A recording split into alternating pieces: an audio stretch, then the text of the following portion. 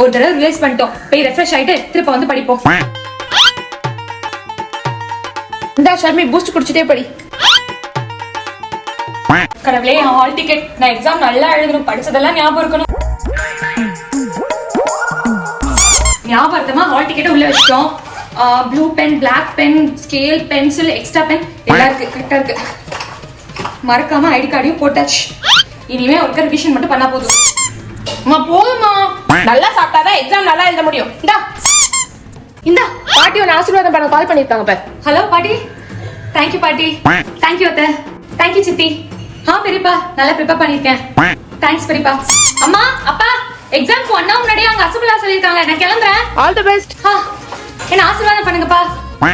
என்ன ஆசீர்வாதம் பண்ணுங்கம்மா. போயிட்டு வரேன். எக்ஸாம்க்கு கிளம்பிட்டியா? All the best. நல்லா பண்ணு. Thanks aunty.